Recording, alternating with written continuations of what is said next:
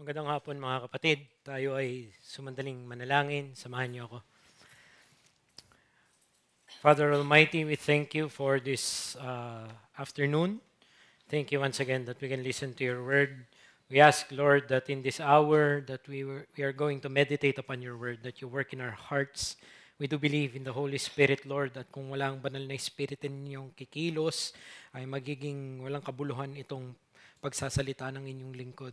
Pero Panginoon, naniniwala kami na hindi lumalabas ang inyong salita, na hindi nito na-accomplish ang kanyang purpose.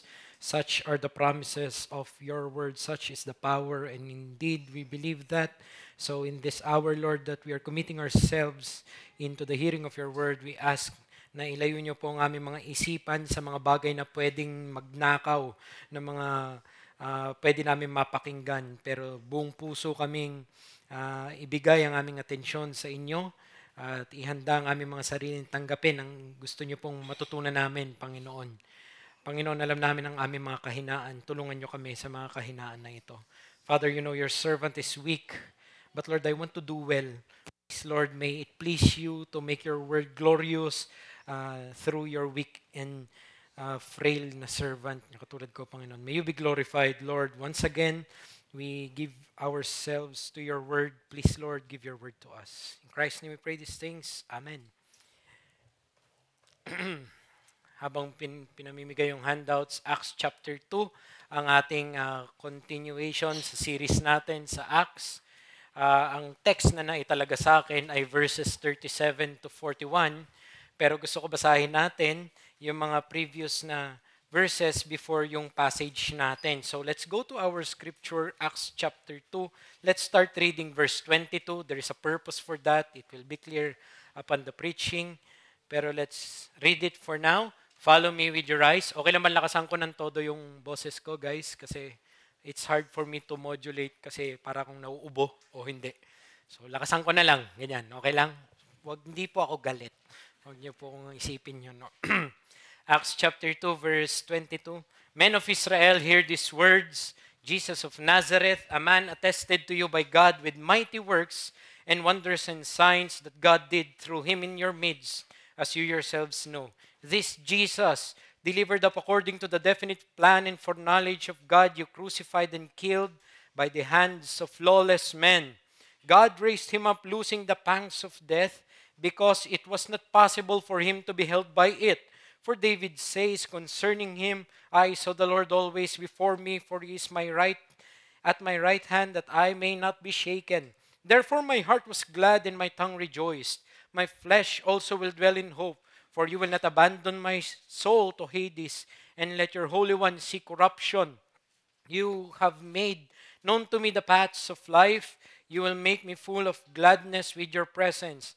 Brothers, I may say to you with confidence about the patriarch David that he both died and was buried, and his tomb is with us to this day. Being therefore a prophet, and knowing that God had sworn with an oath to him that he would set one of his descendants on his throne, he foresaw and spoke about the resurrection of the Christ, that he was not abandoned to Hades, nor did his flesh see corruption.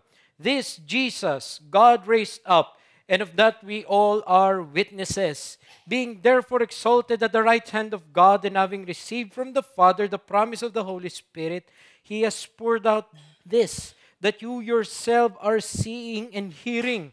For David did not ascend into the heavens, but he himself says, the Lord said to my Lord, sit at my right hand until I make your enemies your footstool. Let all the house of Israel therefore know for certain that God has made him both Lord and Christ, this Jesus whom you crucified. We come to our passage. Now when they heard this, they were cut to the heart, and said to Peter and the rest of the apostles, Brothers, what shall we do? And Peter said to them, Repent, and be baptized, every one of you, in the name of Jesus Christ for the forgiveness of your sins, and you will receive the gift of the Holy Spirit. For the promise is for you and for your children and for all who are far off, everyone whom the Lord our God calls to himself. And with many other words he bore witness and continued to exhort them, saying, Save yourselves from this crooked generation. So those who received this word were baptized, and there were added to that day about 3,000 souls. Itong banal na salita ng Diyos, I am not here to replicate or repeat what was previously preached by our pastor during the last message nito. We're just here to recall some of the purposes of it. But remember that the context of Acts is it is a setting out to study as this book as recorded by Luke. At tandaan natin, sequel siya ng Gospel ni Luke.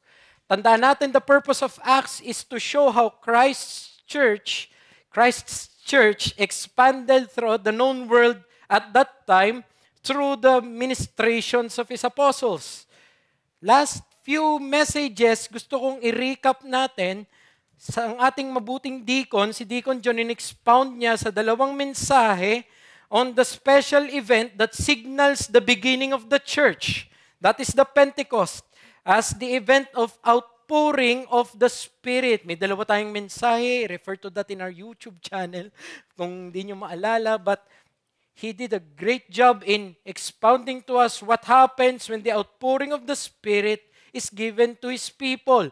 Last Sunday, si Pastor Ramin binigyan tayo ng magandang exhortation, gave us a message on Peter's explanation of the event that was witnessed in the first verses. Verses 14 to 36 ay magkakasama talaga sa pericope dahil ito yung kabuuan ng pagpapaliwanag kung ano ang nangyari dun sa pagbaba ng banal na Espiritu at pag-outpour ng banal na Espiritu. He rightfully draws our attention to preaching as the ordained means to make us understand God's will and God's works. Now, I want us to be reminded of the fact that preaching is the proclamation of what? The proclamation of the reign of the resurrected and exalted Christ. What we preach, who we preach in this pulpit and in every new covenant ministry is the resurrected Lord that is already reigning. Ito ang pinakamensahe natin. The focus on the subject of Peter's message prior to our passage is simple. Kaya natin inulit. Verse 22, Men of Israel, hear these words. Jesus of Nazareth. Verse 23, This Jesus delivered up according to the definite plan and foreknowledge of God, you crucified and killed. Verse 32, This Jesus God has raised up, and of that we are all witnesses, being therefore exalted at the right hand of God. Verse 36, Let all the house of Israel therefore know for certain that God has made Him both Lord and Christ, this Jesus whom you crucified. Diretsahan si Pedro, hindi siya sikot-sikot. Sinabi niya kung anong mismong paksa ng kanilang mensahe. Yung pinako ninyo, siyang Panginoon. Sabi niya sa mga Hudyong ito na nakikinig. At ito ang passage natin actually is the result of what Peter said. Actually, our passage is the third part of the Pentecost account. Hindi pa tapos. Yung Pentecost recording, hindi nagkaroon ng break muna tayo one day, tas tutuloy ko yung explanation. This is in one sitting. Ginawa nila itong mga bagay na ito. Ang pangangaral ni Pedro, ito yung resulta niya.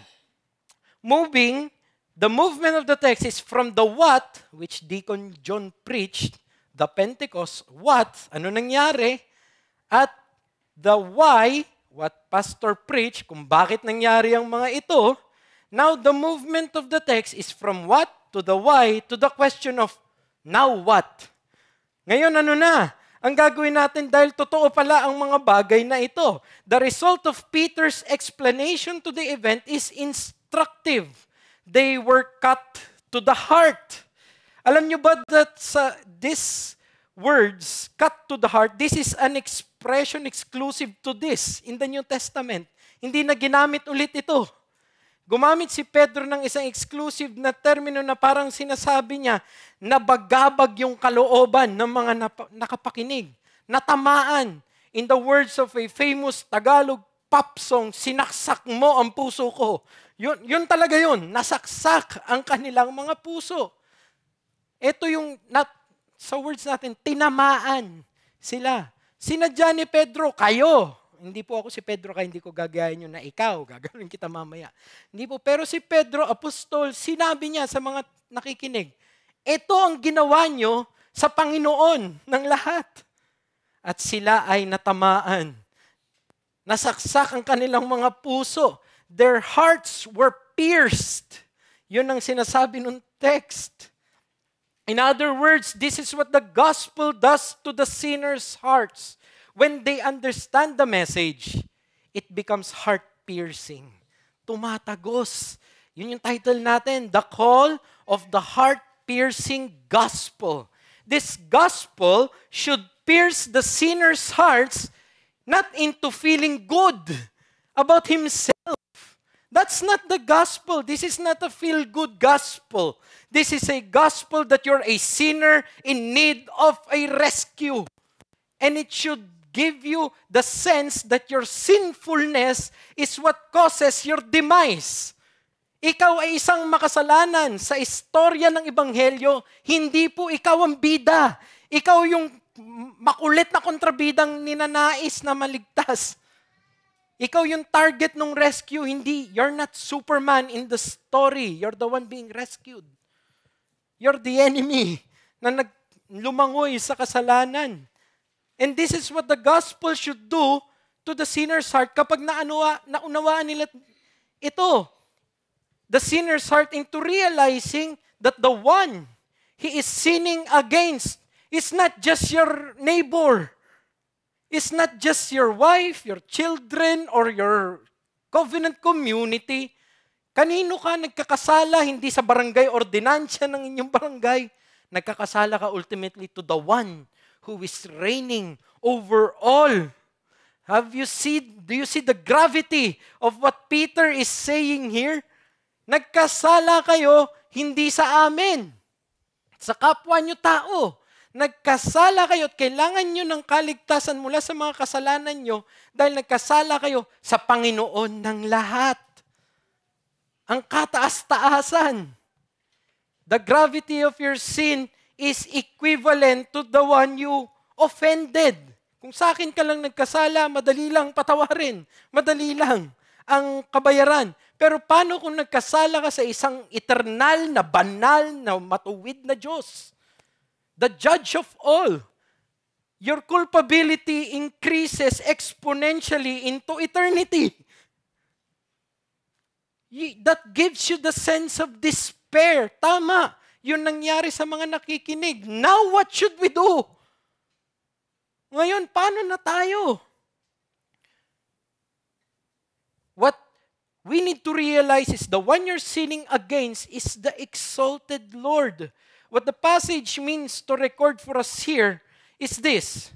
Since Christ is already proclaimed as Lord by the Father, by the witnesses, by all of these events, the call of the gospel for all sinners is first and foremost to repent and to be in Christ.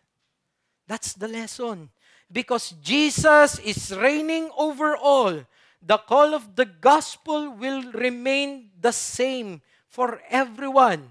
Repent and be baptized in the name of Christ. Dahil si Jesus ay naghahari na sa lahat, ang panawagan ng Ebanghelyo ay magiging pareha lamang para sa lahat. Magsisi kayo at magpabautismo sa pangalan ni Kristo. Hindi magbabago yun. This was and is still and will always be the primary challenge of the church to the world. It is a sad case of the present church that many of today has lost track of the church's ultimate message. What happened to the message of the church? Replacing the heart-wrenching need for repentance with a feel-good, affirming message of self-esteem and acceptance. Tama? Nakakalungkot. Ganito ang mga mensahe ng iglesia ngayon. Kinalimutan ng pagsisisi. Nakakarinig na kayong mga evangelical church, hindi marunong mag-preach about pagsisisi. May nag-testify ditong isang kapatiran, first time niya narinig ang repentance, nung sa reform na. I cannot imagine a message that is without repentance. But that is the state of the church today. May mga mensaherong ayaw maka-offend, kaya hindi nila sasabing hindi kasalanan yan. So hindi mo kailangan pagsisihan. Diyan, katanggap-tanggap ka. Diyan, okay lang. God loves you more than birds. If I say that to my wife, do you think she'll be proud and be charmed? Mas mahalaga ka sa akin kaysa sa kalapati. But they use the text na yun to give themselves self-esteem. And it is true that you are greater than the pigeons. No doubt about that. But it doesn't mean you're worthy of the kingdom. Instead of repentance, gospel of self-esteem.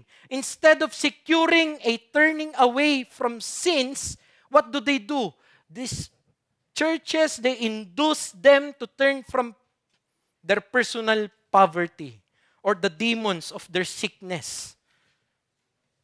Or turn away from those poorness because of your unfaithfulness into material health and success and prosperity. Such a depleted message.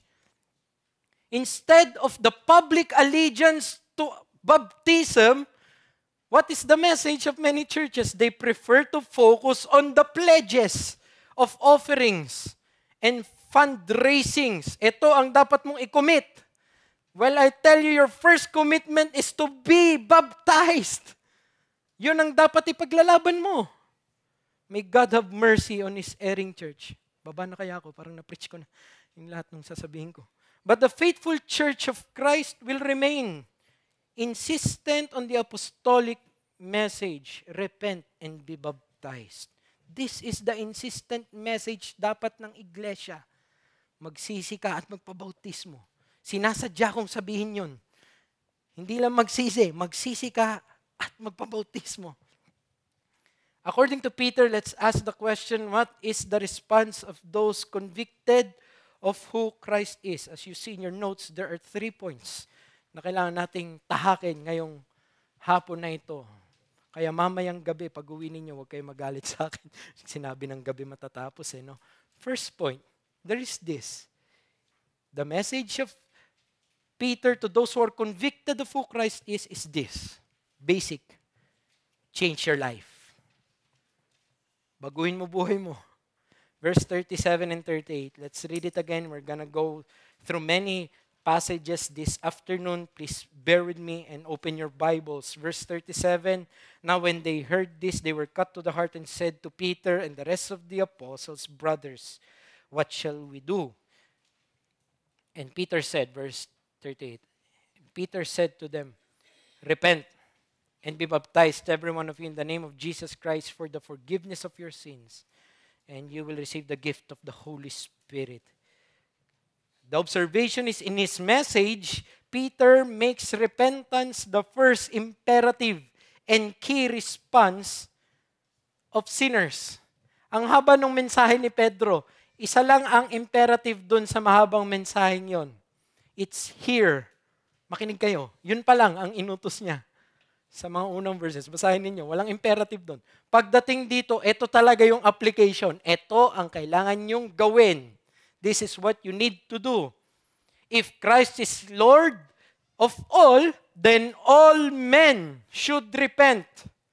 Alam nyo ba, this is the apostles' continued message as they preach throughout the progress of Revelation. Hindi nagbago. Lahat ng mga apostol, ganyan ang mensahe na kung saan man sila napunta. Alam nyo ba, 6 times sa Acts, ginamit yung verb na to. You all know siguro kung ano yung Greek word ng repent. Metanoia. Pag verb, metanoio. Okay, metanoeo. Ganun siya. And all of this 6 times in Acts, for the sake of time, I will say the reference, jot it down, read it in your own time. Ito Acts chapter 2 verse 48, Acts chapter 3 verse 19, Acts 8:22, Acts 17:30, Acts 20:21, and Acts 26:20. Sa lahat ng incident na lumabas yang repent, it is all as a call to respond to the message. Ito dapat mangyayari. Magsisisi ka. Laging ito ang tugon.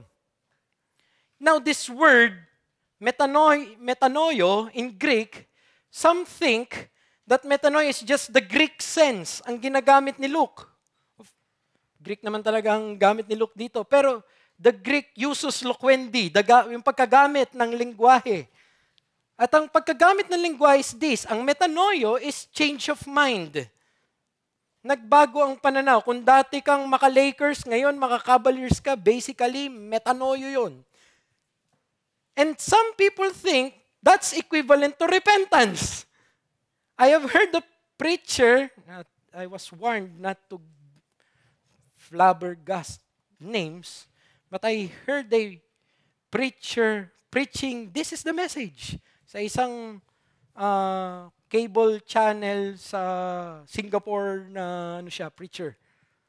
As long as you have this, you're doing biblical repentance. There is a change of mind. So every time you change your adherence to something, you have done biblical repentance. I'll say this, there is truth to that. May katotohanan yun. The mind must be convinced. Alangan naman unknowingly, nagbago yung mo. Dapat conscious ka. It mustn't be unconscious. But it doesn't end there. Alam nyo ba, yung pagkagamit ng repent, pag ginagamit ito ng mga writers, the concept here is couched in Hebrew idea. They use the Old Testament.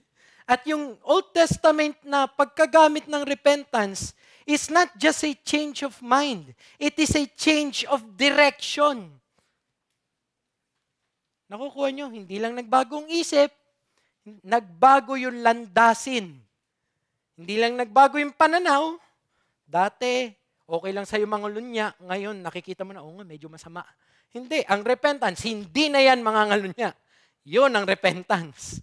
There is a change na visible, demonstrable. The key concept here is to make a conscious turning of yourself from one thing towards God.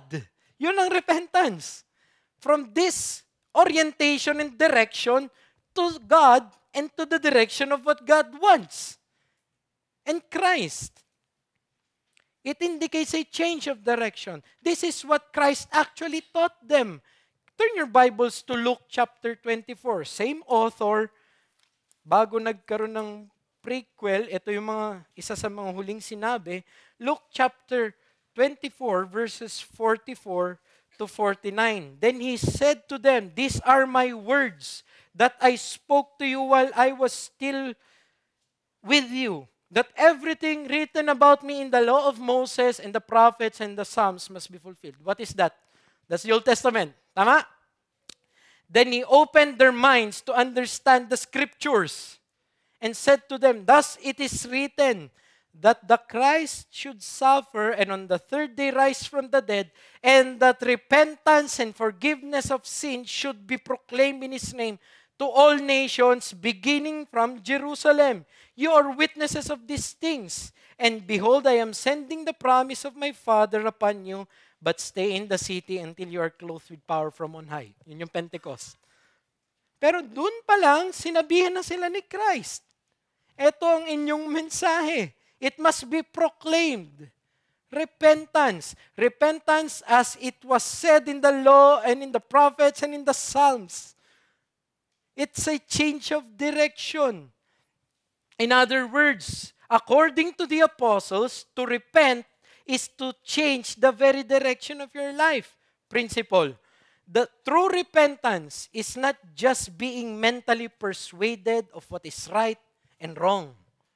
It is demonstrated by a change of direction in life. You know your life.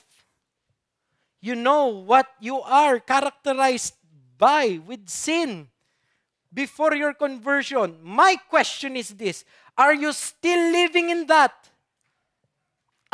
The Bible challenge us. Is that really repentance? We're there, nandun na tayo. Simul justus et peccator. We're still within dwelling sin. We're still having bouts with our sanctification. But there must be a change. It is so sad that many professors of Christianity today have no change in life. Nagmumura dati, hanggang ngayon nagmumura, nasa pulpit lang. Babaero dati, babaero pa rin ngayon, nasa loob lang ng iglesia.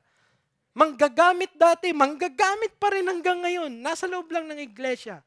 Now they carry a badge that is giving them more shame. But that is not repentance. Ang pagsisisi, mga kapatid, ayaw mo nang balikan. Tama, may pag-iyak. Tama, may hinaing. Tama, may penance, may penitence, may nararamdaman kang guilt. Yes, those are elements of it. But where is the direction of your life? Check yourselves, brothers. Are you really repenting? O yun at yun pa rin ang direksyon ng buhay mo?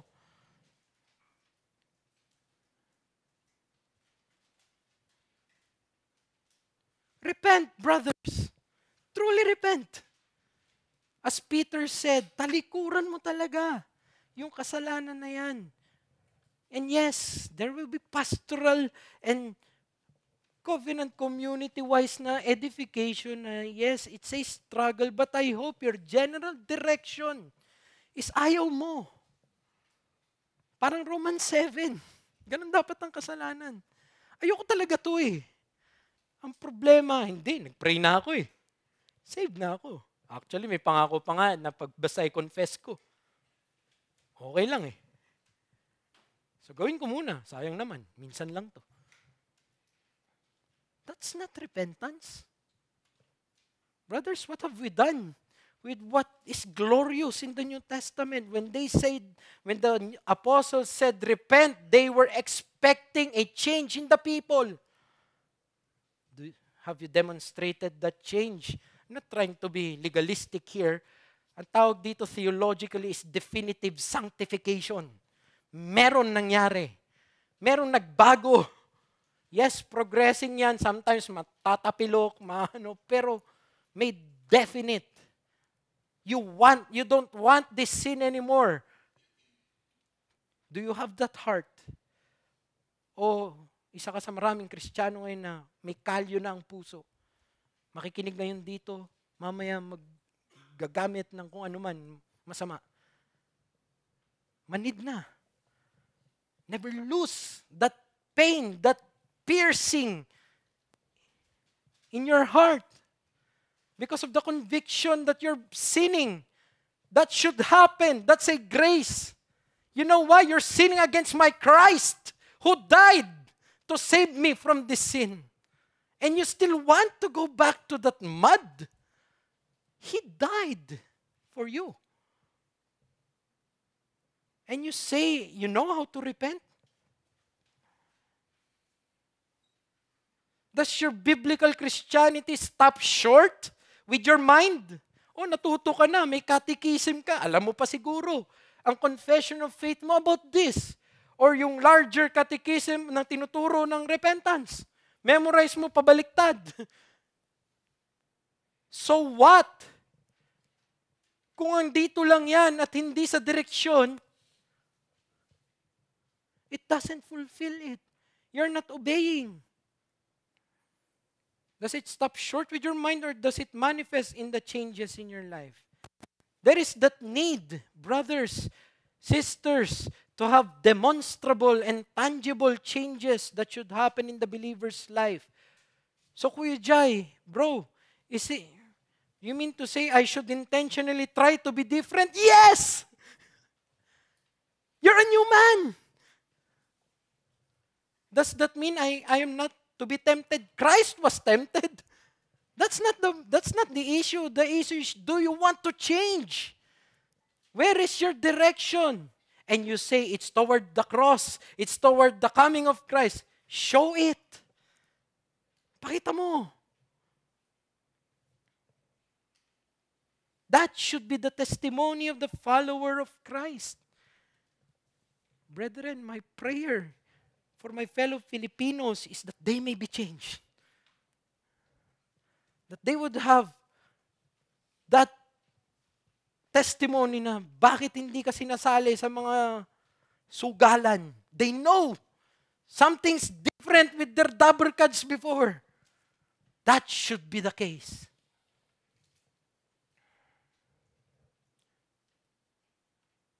Application, prove the sincerity of your repentance, not by mere sorrow of heart, but a commitment to obey what God says. Commit yourself to obey what God says. I am saying this here emphatically, and you may think it's an easy job. No, I'm one of the people who knows how hard it is. You know why? Because I know myself. I am the chiefest of sinners. But brethren, it doesn't mean na ang hirap you would stop. When God calls you to repent, you repent daily. Hindi lang nung minsan definitive, but forgive us, Lord, our sins. That's the disciples' prayer. Laging ang hope mo lang talaga ay yung righteousness ni Christ. Yun lang. Walang secret na alam ang mga pastor at mga matatanda na sa Kristyanidad o sa Reformasyon. There is no secret except one, Christ. Just go to Him. Wala akong technique na pwede ko pa i-share sa inyo. Wala. Just Christ. Is your heart directed to Christ? Because that Christ is not claiming to be a counselor lang. That Christ did not came here as a mere option. That Christ came here as Lord. He's your Lord. You make Him your Lord. In your decisions, you make Him your Lord. Make the necessary changes in your life's message by committing yourself to do what is right from now on. Question, what sins in your life do you acknowledge mentally to be wrong, but really haven't committed yourself away from it? Ano yun? Yung kasalanan na alam mong mali pero ayaw mo pang iwan. Ayaw mong baguhin ang direksyon mo. Turn, brothers, not just your affections towards that, but your directions away from that. And turn to God for forgiveness. Turn to God for rescue. Let me give a specific na challenge here to the unrepentant, sa hindi pa nagsisisi, at sa mga nadisiplina. Kung napakikinggan mo ang tinig ng boses ko, ikaw ay nasa fringe na malapit ka na, mahulog kay Satanas. Let me tell you something. In our day and age, waging war is not hip. Di na sikat yun. Now, I'm telling you this because it is not enough that you are not scandalously waging war against the church. Hindi ka siguro yung tao na harap-harapan mong binablaspheme ang iglesia o ang mensahe. Hindi ka, mabait ka siguro. But that is not enough. You must change the direction of your life. Hindi pwedeng polite lang ako. Mabait ako sa kapatid ko. Magalang ako sa magulang ko. That is not enough. I'm sorry. Those are relatively good. But that will not save you. You want to be saved from the root of your sin. Repent. Huwag kang magtitiwala sa sarili mo. Pagsisihan mo ang kasalanan mo, pagtitiwala mo sa sarili mo, at tumuon ka kay Kristo. Siya lang nagliligtas. From serving self to serving Christ. Kalawa, profess your submission. Not only are we called to change your life, you're called to profess your submission. Verse 38, and Peter said to them, repent and be baptized, every one of you, in the name of Jesus Christ for the forgiveness of your sins, and you will receive the gift of the Holy Spirit. Verse 41. So those who received this word were baptized, and there were added that day about 3,000 souls. Peter couples the responsibility of repentance with the rite of baptism in his message. Hindi niya pinaghiwalay. Okay, for now, repentance. Bukas, baptism pag-usapan natin. No. In the apostolic message, sa Tagalog, magkatambal. It's the same. It's in the same cluster of truth. Repentance and baptism. Baptism is the correlated doctrine of repentance in the kingdom. Hindi lang si Peter ito. Hindi ba't Matthew 28, kanina nag-allude si Pastor dito nung preaching, the Great Commission. What is in that Great Commission? Make disciples of all nations. That's it. Yun na ba, no? Baptizing them. Acts chapter 8, verse 12. Ito rin ang mensahe. Repent, be baptized. Acts 22:16. Ito rin ang kailangan mangyari. Let me give a note here because it is written here na be baptized every one of you in the name of Jesus Christ for the forgiveness of your sins. Now, some people take this and say this teaches that you're gonna be saved by baptism. Ang tawag doon theologically is baptismal regeneration. Our Catholic loved ones believe that. In the rite, kaya hindi ako nagnininong sa mga Katoliko because, pwede na magmano sila sa akin pero hindi ako sasama doon because that rite is welcoming them to Christendom. And now I profess, sabi ng pare, and now I profess to the world, we welcome Jairus to Christendom. Wala pa akong ngipin. Wala pa ako sinabi kung hindi yung akin lang. Pahingi. I'm a leech. Give me. Ganun lang ako. But I was professed as a normally. Ganun mangyayari. And this is one of the ginagamit. This doesn't teach baptismal regeneration. It shows that baptism as the natural movement of those who repent. Ito yung logical na dapat nangyayari sa mga nagsisisi. Hindi, sige, pwede ko piliin bro, magsisi. I believe in Christ, pero huwag niyo akong babaptize na. Ayoko nun. It doesn't work that way. Ang mga nagsisisi, nagpapabautismo. Ang ginawa ng mga nag-hold ng baptismal regeneration, hindi pa nagsisi, binautismuan na.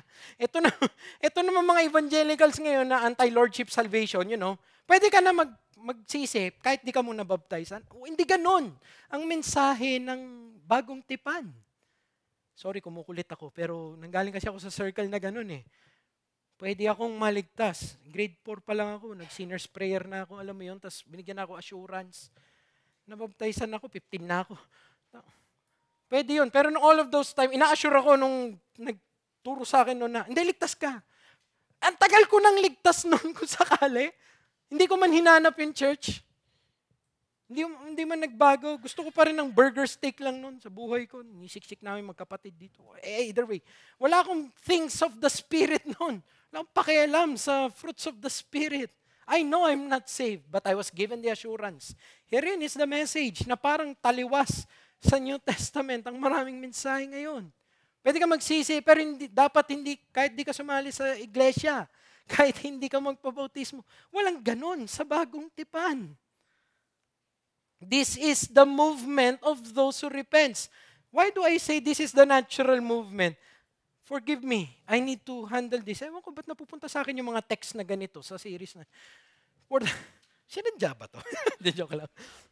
Alam niyo yung for the forgiveness of sins doon, yung Greek nung for nun is eyes.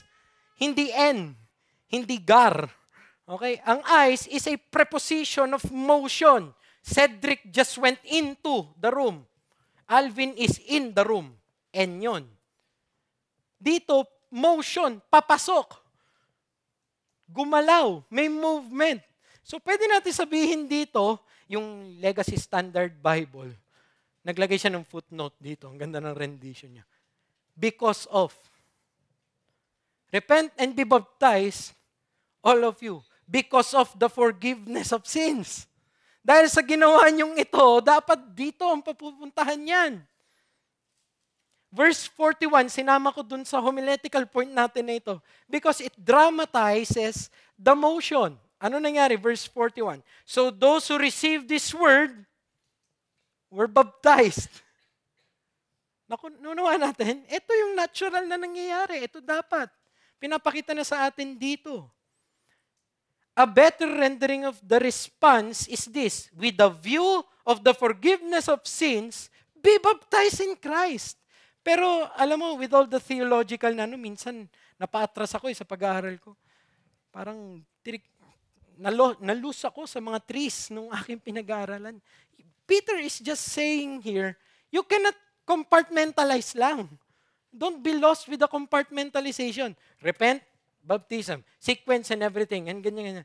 It's a whole. Lahat ng ito, ang tawag dito, imperative. Inuutos. Kailangan mong sundin.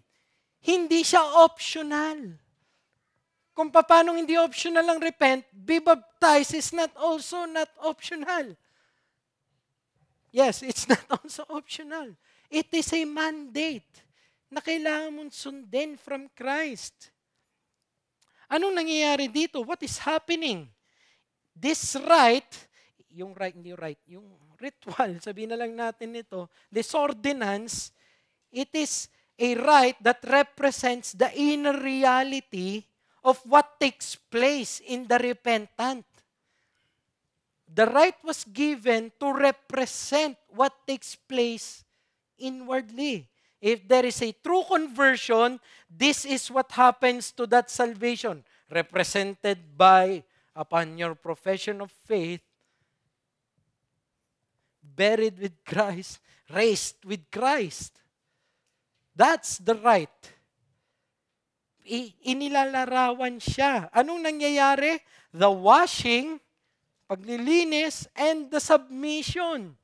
Pagsunod kay Kristo. Actually, Peter himself, he did not do it here, but in his epistle, turn your Bibles there, Peter expounds in this letter, 1 Peter chapter 3, verse 21 to 22. 1 Peter chapter 3, verse 21 and 22. Baptism, which corresponds to this, now saves you. Listen, not as a removal of dirt from the body, but as an appeal to God for a good conscience through the resurrection of Jesus Christ, who was gone into heaven and is at the right hand of God with angels, authorities, and powers having been subjected to Him. Alam mo kung ano yung baptism? Pagpapakita ng pagpapasakop sa otoridad ni Kristo. Ito ang una, kaya ang tawag natin dito, the first step of your obedience. Ito ang unang demonstration ng isang tunay na nakaunawa, ay, si Kristo pala yung Panginoon, kailangan magsisi ako sa aking mga landasin, sa aking buhay. At anong gagawin ko? Etong una. Isasadula niya nung right na ito kung ano yung katotohanan na nangyari inwardly. And what does Peter appeal to in his epistle? The authority of Christ. This is something new to me. Ang sa pag-aaral kong ito, it is not an option to genuine Christianity, I'll just say this, but pointing to its initiation. Initiating right ang baptism, perpetuating right ang Lord's Supper, initiating right ito, ang baptism. Ito yung pangunahing, ito yung una na hudyat, nakasali ka na. Okay? Ito yung nakikita, nakasali ka na. Your Lord's Supper, pagpapatuloy na pagpapakita, nakasama ka pa rin. Okay? Doon sa ating komunidad. Pero ito yung pangunahin na umpisang magpapakita nun. So it is not an option. So what's the principle here? And then I'll give you what I've learned. The principle is what the truly repentant disciple will aim for is to pledge and identify himself to his Master and Lord. Ang tunay na nakukonvince na si Kristo pala ay Panginoon at Diyos na kanyang buhay, magpapasakop siya dun sa Diyos na yun. Nanaisin niya na dumikit. I mean, to put a gross illustration, di ba may yung iba sa atin may kapit sa mga ninong nilang politiko. Gusto mo malapit ka dun, di ba? Yun yung mas mataas sa'yo, mas maraming pakinabang. Pero in your carnal, unspiritual way, you want to align yourself as much as you can to that powerful person. Where here is the Lord of all, what should you do? You should obey. You should align yourself. And the first movement of alignment after conversion is baptism. It is not an option. It is a pledge. Ito yung natutunan ko. Actually, the Greek pala dito, it actually alludes to the submission. Because yung baptized dyan is, alam nyo naman, di ba? Immersed. Hindi isaw-saw. Okay? Hindi dip. Hindi wisikan or ano man. Ilubog. Lubugais. Okay? Yun yung baptism. Pero yung ginamit dyan, baptism in the name of Christ, dapat en, no? Or eyes. Ang ginamit na preposition, ang kulit, epi. Hindi si epikison, no? Epi. Epidermis. Above. Nasa taas. Lumubog, nilubog, nasa taas. In the name of Jesus Christ. Yung name, pag sinabing name, is hindi lang dahil sa identification, but the authority na hawak nung name na yon. In the name, pagpapasakop talaga siya to be submerged in the name of Jesus Christ. Yun ang initiation mo. Simula ngayon, kung fraternity yung pinalo ka, at ngayon member ka na, parang ganon. Eto, parang gross kasi. Pero, isinalarawan yung ginawa sa'yo ng master mo. Sa master mo, you are baptized not just by diving, but baptized in the name of Christ Jesus. You know what makes our baptism special? Is yung pronounce nung binaptizan tayo ng pastor, biblically, na in the name of the Father, and of the Son, and of the Holy Spirit. Otherwise, alam mo kung anong nangyari sa baptism mo kung wala yon? Yung sinabi sa akin nung nag-disciple sa akin ng bata ka, anong naramdaman mo nung bata ako? Ano naramdaman mo? Ako naman, nagpaka-spiritual. Sarap pala ng pakiramdam. Oh, nabasa ka eh. Yun lang yun. Nabasa ka lang. Kung wala yung in the name of Jesus Christ, it doesn't make sense. But what you're doing actually, kaya ang ganda pala ng baptism. Kaya pag meron ng church, sa maagang application na episode ng baptism, we should be celebrating. Bakit?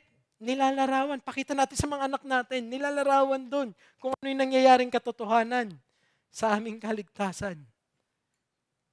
You should have that rejoicing in you. It shows that you are identifying with the person, the authority of that name. In this case, Christ. Sa madaling salita, walang tunay na alagad will be ashamed to identify himself as a follower of Christ through the public rite of baptism. Brothers, technically, this is your profession of faith. This is where you say, what Christ did, it is my salvation. Who Christ is, He is my Lord. You're saying it publicly. That's your profession. It's a very great thing. So I'll give you an application. Do not treat baptism as optional to your following Christ. It is the initial mark of discipleship. So ikaw, sinasabi mo, si Kristo talaga ay Panginoon. Sinasabi mo, tinatangkilik kong Panginoon. Nagsisisi ako sa aking mga kasalanan. Ba't di ka pa nagpapabaptize? Ba't ayaw mo pang pumunta, maialay ng sarili mo sa kung sinong Panginoon mo? Many today content themselves with being reformed and unchurched. So weird. Not committing themselves to the body. I just know the truth. I know this pastor of mine before was wrong. This church is wrong. So I'll live my own life. I'll be the digital megabyte reform. I don't know. Ano tawag mo sa'yo? It doesn't work that way. Hindi tayo binigyan ng Diyos ng gap theory na parang pwede kang maging Kristiyano dito, magiging Kristiyano ka, pero hindi ka mapupunta sa komunidad ko. Pwede ka dito. Equivalent ng purgatory, parang, alam mo yun, living purgatory ng mga reform daw. It doesn't work that way. Many pride themselves. They're Reformed, Calvinists, we know that grace, but they don't want to submit to the sovereignty of God. It doesn't add up. This is alien to the New Testament. Normally, there is no unbaptized disciple. There is only one that we are given. Remember? Because it can happen in your deathbed. You can be changed in your deathbed. Who's that? The thief on the cross. Nasabi ni Alistair Begg, yun daw ang gusto niyang, pagdating niya daw sa langit, yun yung gusto niyang puntahan, tas pakantsaw. Ang galing mo, nakarating ka pa rin. You made it. You did nothing. But you made it. You're here. You're benefiting the same covenant promises. You made it. What is that occasion? That's an occasion of sovereign grace. That's not to be abused. Huwag mong i-align yung sarili mo. So, tatayo ka ng digital church, thief on the cross ministry. Yun ka? You want to be like that? Pwede naman nangyari. Pinapakita na pwede dahil sovereign ng Diyos. Mercy niya yun. Pero minsan lang pinakita para ipakitang hindi ganun ng normal. Other than that, everyone was baptized. Nabasa natin sa verse 41, so those who received the word hesitated. May ganun ba? So those who received the word calculated if this is a good idea. No. So those who received the word were baptized. The natural movement. It's just that. Are you an attender of the church and claims to be a disciple? May tanong ako, have you expressed desire to be a member of God's community? Through it? What hinders you kung tunay kang mananampalataya? May expression ka na ba ng ganon? What stops you from professing your Lord publicly through baptism? Tandaan natin, hindi ito option. Reformed Baptist churches, wake up. This is not an option. It is a command. Repent and be baptized. Huwag tayong maging kontento na, okay, nakwento ko na kung anong gospel, okay ka na yan. No, you want them to be a follower of Christ until the end. From beginning to end. And baptism is the first way to go. Peter made sure to place the responsibility, listen to this is very instructive, on every individual. Napansin niyo yung language? Repent and be baptized. Every one of you. Each one of you. Every one of you. It cannot be one of you will be baptized for everyone. It doesn't work that way. Every one of you should be baptized. Responsibilidad ay nasa individual. I'll give a challenge here that is near to my heart. It cannot be, as much as I love my children, that they will be like an insurance policy na add-on sila. Ano ang tawag doon? Rider. Hindi pwedeng ganun ang faith. Faith doesn't have a rider. Okay? Kailangan siya mismo, as much as I love you, my faith cannot be your faith. You need to have faith. My baptism is not for you, it's for me. You need to be baptized, every one of you. And those who received the word were baptized. Yun yung kondisyon. Those who received the word. To the children here, let me talk to you. It cannot be na i-secure mo yung sarili mo, safe ako, pupunta ako sa langit dahil si mama ko ay nag-church. O si papa ko, member naman ng church. Okay na yun. Sila na lang magpakabanal. Hindi pwedeng ganon. Ikaw mismo, mga bata, makinig kayo. Parang batibot yung ano ko. Mga bata, makinig kayo. Hindi pwedeng yung mga magulang nyo ang mananampalataya para sa inyo. Ikaw mismo ang kailangan lumapit kay Kristo. Ikaw mismo ang kailangan magsisi sa kasalanan mo. Ikaw ang kailangan magsabi na, Lord, I need Jesus as my Lord and Savior. Your mom, your dad, your kuya, your ate cannot do it for you. Each and every one of you, be baptized. It has to be your own personal profession that expresses your faith. So every time I'll go back to the church, I long for the day one of our toothless na mga, or yung toothful, bala, yung kahit kumpleto na yung bagang. I long for the day. I was talking to a missionary. Kilala niyo yung missionary niyan. Nabaptizean yung panganay nilang anak and he was so rapturous. Alam niyo yun? Di niyo may paliwanag. Tuwan-tuwa siya. Of course, dumaan sa interview and everything para hindi lang naman bigla sinabi niya lang, tara, baptize na. Hindi ganun. Siyempre, dumaan sa process, pero nang nabaptizean, di mo maipinta yung muka. Di mo alam kung sino nakamukha niya sa ngiti niya. And that shows that desire. Itong taong to, pinagpipray niyang maligtas yung anak niya. Are we? Are you content? Ikaw lang. Sumusunod, no. Desire that everyone would repent. Would be baptized. At kung mangyari man yung occasion na yun, kung loloobin ng Panginoon, meron isa sa mga anak natin dito. Let's rejoice. I have told you before in a preaching na there are times I look in the panoply of heads. Kapag nasa likod ako, and I see little ones. And I pray, Lord, ikaw lang makaliligtas nito. Sana, Lord, what you gave me, give it to them. I know you're the one who can save. Give it to them. Church, let's desire that. This is our message. Hindi nagbabago. So have you obeyed this first command? Are you cherishing this first act? This is the first act of your obedience and submission to your Lord. And for the believer, we have already heard this term. Have you improved on your baptism? Do you refresh it in your minds?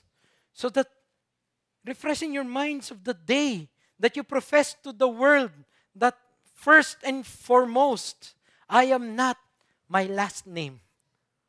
That first and foremost, I am not my nationality. That first and foremost, my allegiance is to Christ, my Lord. Refresh yourself of that. Remind yourself of that reality when you told the world, this is my profession. I want to be a follower of Christ. Remind yourself of that and live by it. And for us, church, for the Reformed Baptist Church, we're a Baptist church. We should celebrate every experience of this. Bigyan naman natin ng importansya. Hindi naman po natin to ginagawa sa bulkan. Ginagawa natin dito. Sana kapag may okasyon na may baptism, puntahan nyo. Huwag niyong tratuing optional. It is something hindi nangyayari lagi. Ang galing natin pag-reunion, pag ano. Pero ito, pagsasadula ng pinakamagandang bagay na nangyayari sa tao. Naantok ako eh. Hindi mo kayang samahan. Kakanta ka lang doon ng I have decided to follow Jesus. Ang lungkot mo pa. Panis yung laway mo. Ano, alam mo yun? Minsan gusto kong kurutin yung katabi ko. Ano ba? Parang di tayo masaya. Ang init eh. Talaga? Really? Did you know when they said in the first century that Christos is curious, they can die. Their episodes of baptism comes with a risk. that they're saying, Caesar is not Lord. My Lord is Christ. Here, baptize me. Tayo, libre. Walang barangay captain na huhuli sa'yo dyan. Ayaw mo pang samahan. Church, we're a Baptist church. There should be unique na, basta i-reform natin to. Dapat masaya ka. Dapat excited tayo. Pag may isa sa atin, kasi alam mo, meron dyan na nalangin para sa taong yon na ngayon nagde-decide na. Di mo man lang kayang i-share yung joy mo. Di mo man lang kayang i-celebrate na nangyari rin sa'yo. Do you see the anomaly in that? So brothers, cultivate joy in every episode of baptism that God allows you to witness. Rejoice in it. I can only imagine Peter. And this is conjecture. This is not in the text, but forgive me. Can only imagine the apostles. They were persecuted days ago. But now 3,000 of them are following you, Lord. Kung ako yung isa, ako yung emosyonal. Baka nga yung isang babae doon, di ba ikaw si Pedro? Baka yun nagpabaptize nun eh. Remember yung mga kapatid ni Kristo sa laman. Naging Kristiyano na lang at the end of Christ ministry. Tapos na si Christ, nag-ascend na, tsaka lang sila. Imagine Mary. Imagine the joy of that mother who knew many revelation. And now one of his children is following the footsteps. And hindi ka ba dapat, hindi ba maantig ang puso mo doon? So we call ourselves the Baptist Church. And there's no joy in our baptisms. Shame on us. So brothers, I'm challenging you.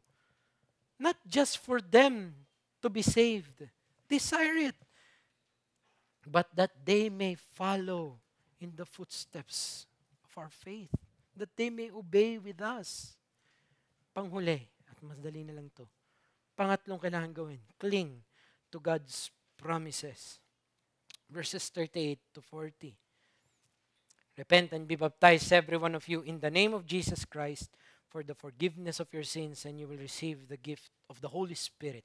For the promise is for you and for your children, and for all who are far off, everyone whom the Lord our God calls to himself. Listen to Peter. And with many other words, he bore witness and continued to exhort them, saying, save yourselves from this crooked generation. So those who received this word were baptized, and there were added that day about 3,000 souls. Peter exhorts the already convicted hearers. They are already convicted with a comforting promise couched in the sovereignty of God. Pansinin niyo to. Peter started the comfort by alluding, anong sabi niya? That the promised Holy Spirit is not only for those who were involved in the miracle sign of the event. Tandaan natin, what happened? Pentecost, tongues, di ba? Of fire came down and they were speaking in languages they did not previously learn. And now, nasaksiyan nila to. Anong sabi nila? Di ba, Deacon John, yun sa preaching mo? Yung iba sabi, lasing tong mga to. But then Peter said, no, they are not drunk. Ito yung fulfillment ng scripture na nangyari. So glorious yung explanation ni Peter. Ito pala yung mga pinangako ng propeta. Nagkukulminate na ngayon, nasasaksihan na natin. I can imagine me. Labas lang kayo, kunwari, audience kayo sa text. Paano kami? Paano na kami? Naniniwala na kami. Napansin niyo yung movement ng text? Paano kami? Asa na yung apoy? Sa amin din. And here is the pastoral heart of Peter telling them the promised Holy Spirit that was demonstrated with us is not only for us. It's also for you and for your children and for those who are far off. The gift, sinasabi ni Peter dito, the gift of the Holy Spirit, by the way, the gift dyan, yun yung Dorean. Okay, yun yung Dorian. The gift is to be received by who? By everyone who believes. At tignan ninyo anong nangyari. The promised gift for the saved is what? Is the person of the Holy Spirit. Nakuha ninyo? Mahirap kasi sa scholarly work. Pero, ang ipinangako, the gift of the Holy Spirit basically is the gift that is the Holy Spirit. Ang ipinangako, yung person, not the miracle signs. Even to those who believe, listen to this is instructive, even to those who believe immediately after the Pentecost message, the supernatural event was not repeated. In the same season, in the same breath. Kung ang will pala ng Panginoon, ganun lahat, yun ang outpouring talaga, dapat yung adjacent na conversion story, ganun din ang nirecord. Pero hindi. Tama? Ano ang nirecord? They were given what? The Holy Spirit. That's the promise. That's enough. What became their description was not the supernatural event. What became their description? Those who received His word were baptized. May maraming extreme charismatics. They make the tongues and the supernatural the very seal na tunay ang conversion mo. Hindi saved tong 3,000 na to. It's not that. It's given the Pentecost to reiterate, to repeat what was already preached. It was given as an event for that this is the dawn of the new age. It is not to be replicated. Hindi mo kayang i-manufacture ulit yun. Pero what makes this a greater comfort is not just that they were reminded that the person of the Holy Spirit is for them. Listen to this. Peter didn't shy away from appropriating them with the extent of the promise. Hindi nahiya si Peter. Itong matapang na preacher na ito, sinabi niya, ang pangako hindi lang para sa amin, para sa inyo, para sa mga anak ninyo, at para sa mga malalayo. Nag-claim it na siya. Anong ginagawa ni Peter dito? Nagbibigay siya ng false hope sa marami? No. This is the true conviction of the one who believes in the sovereignty of God. Everyone can be saved. Hindi naging hyper-Calvinistic si Peter. Napansin niyo to? He said, for them, the Jews, and for those that follows them, those the God-fearers, and those not with them, and prophetically, maybe Peter was not aware of this, even the Gentiles. Pagdating sa Acts chapter 10, ayaw pa nga niya. Sana hindi na mapunta sa akin yung Acts chapter 10, pero kung yun man, makikita mo doon, hindi pa puno ang revelation sa kanila, but magugulat, those far off pala ay language na magiging gagamitin ng New Testament. Sino yung mga yon? Tayo. The far off are the Gentiles. Gagamitin na sa Galatians, sa Ephesians. We were far off, away from the Commonwealth of Israel. But we were brought near. Pag binabasa ito ng isang Pilipinong Kristiyano, dapat maisip niya, thank you, Lord, that the promise is not only for them. Buti na lang, hindi lang para sa mga Hudyo at sa mga nakasusunod sa theophany at sa mga monotheistic religions. But for us, na mga dating pagano. Ang ganda ng mensahe ni Peter, nakaka-comfort. Ito yung pangako. But he adds a important qualification. Everyone whom the Lord our God, ano sabi?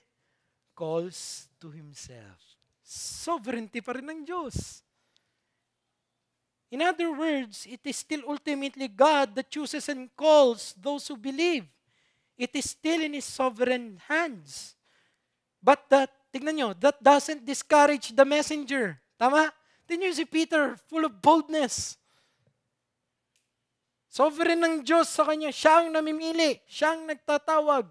Pero I'll proclaim that the gospel is for you. There is nothing wrong with that. Don't be hyper-Calvinists, brothers. All the more, what happens? It energizes it. The text is replete with language of what? Encouragements. Anong sabi sa verse 40 ng text natin? And with many other words, he bore witness and continued to strengthen them, exhort them, saying, save yourselves from this crooked generation. Si Pedro, alam niyang soberano ang Diyos sa kaligtasan, naranasan niyang kaligtasan, at sinasabi niya, kailangan maligtas kayo. Save yourself. Anong tinuturo niya doon? Salvation by self? No. Ganun ka-confident si Peter that the responsibility is on us. God is sovereign, but you are responsible to believe, to repent. Kailangan piliin mo si Kristo, hindi yung sarili mo. That's not a bad message. Ultimately, God is the one who chose you. Pero paano magmamanifest yun? You will choose to be with Christ. There is no tension between divine sovereignty and human responsibility with the apostle. He just preached the gospel. Kailangan manampalataya kayo. You need to be saved. Alangan naman ng Diyos ang manampalataya para sa inyo. Alangan naman ng Diyos ang magsisi para sa inyo. Sino magsisisi? Ikaw. Sino mananampalataya? Ikaw. So itong udyok ng isang zealous na preacher na nakakaalam ng sovereignty ng Diyos, hindi siya magtatago na ialok ang lahat, sa lahat, ang ebanghelyo. At hindi ba't encouragement ito? In other words, you yourself must respond to remove yourself from identifying with the world. What's the principle? God's sovereign work doesn't repel, responds to Him, but all the more invites it. It's a comfort. My fellow Reformed believers, the sovereignty of God, it doesn't repel your invitation, your need to invite. It should encourage you. All the more na kaya mong i-share yung gospel because you know, hindi naman sa kagalingan mo mag-share ng gospel kung ba't maliligtas yung isang tao. All the more pinagpipray mo yung anak mo, yung magulang mo, kung sino man, kasi alam mong hindi sa galing ng panalangin mo. Alam mo na soberano ang Diyos. He can save sinners. And all the more you should be zealous to preach it. All the more you should be dedicated to preach it. Tama. Gusto ko na maging Bible bag. Gusto ko sabihin, Amen. Pero dapat umaagree kayo dito. Kung naniniwala kayo sovereign ng Diyos, then in the words of the of Christ to the apostles, it is not for you to know who will be saved or who will not. Ang kailangan nyo lang is to preach the gospel. Share it with the hope that, Lord, please save. Itong kausap ko. The error of our hyper-Calvinist forebears is they try to limit the offer of the gospel in lieu of God's sovereignty, in view of God's sovereignty. The right application for the gospel messenger when realizing God's sovereignty is to be more fired up with a plea to men that God can indeed save them. Hence, a more evangelistic heart. The deeper the sovereignty of God resides in the heart of the evangelist, the greater his offer of the gospel will be. The wider, the more unashamed he can be or she can be that Christ can save you.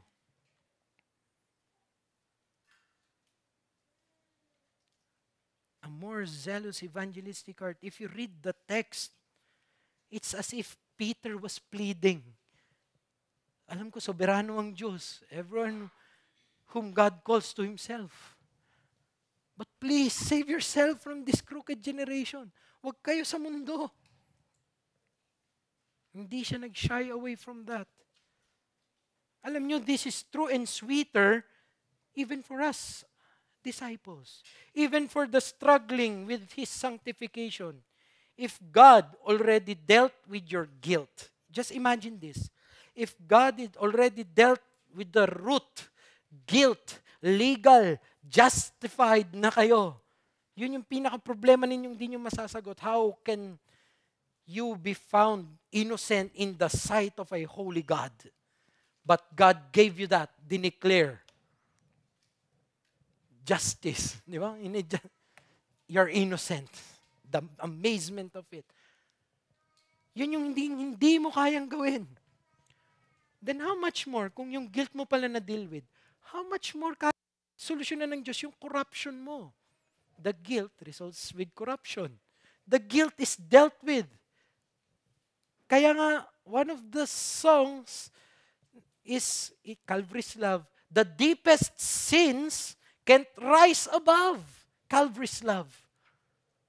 Hindi pwedeng matatabunan ng kasalanan mo o hindi na siya kayang iligtas ng ginawa ng Kalbaryo ni Kristo.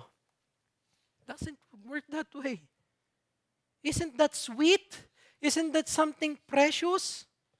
So, I'll give you an application. Make God's promises the energy source of your faithful determination. Kung ito pala mga pangako ng Diyos, if we believe in the Holy Spirit indwelling in us, then we will all the more be spiritual in our efforts of faith. Do you believe in the Holy Spirit indwelling in you? Then dapat mas spiritual ka sa iyong heavenly journeys. Mas hindi ka nag-give up. We are sinners. Yes, brothers. Yes, sisters. We are still sinners, but not fatalistic ones. We are not defeated. In Christ, we are victorious. We should be intentional in clinging on the promises of God. What is the promises of God? Didn't He say in His word that He who began a good work in you will be faithful to complete it until the end in Christ? Di ba tatapusin niya kung ano ang ginawa niya? God doesn't do half-baked Christians. He finishes. God's promises are able to save you. Christ's work on Calvary is able to save you from your sins. One of the hymns, awitin natin mamaya, is at Calvary.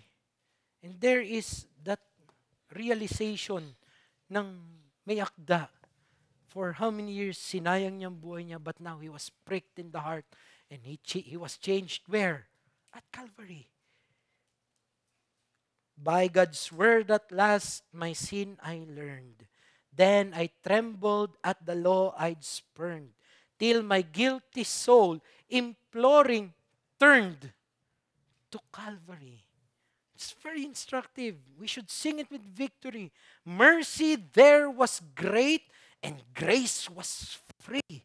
Pardon there was multiplied to me. There, my burdened soul found liberty at Calvary.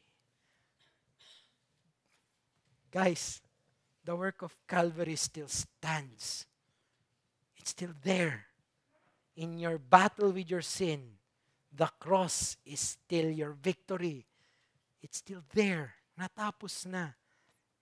So, do not limit God's saving reach by giving up on those you are praying for. Don't limit God's sanctifying power by being defeated in your heavenly struggles. Let's preach to ourselves that the promises of God is for all those who believe and yearn that indeed we will respond in faith and repentance. Conclusion. Even as disciples, we are not to forget the gospel promises that turns us from our sins and our baptism that identifies us in the name of Christ. Let us pray. Father, thank you. Thank you for such a magnificent gospel. Thank you, Lord, that in repentance there is forgiveness. Thank you, Lord, that in baptism there is the picture of obedience and there is sanctification in our Christianity. Salamat, Panginoon. Hindi nyo kami iniwan sa aming lost state. Thank you, Lord, for saving us, for reaching us.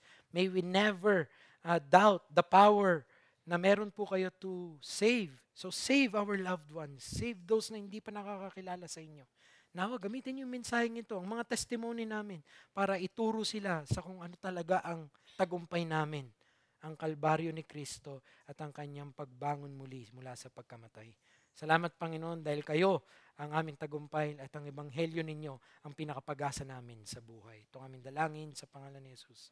Amen.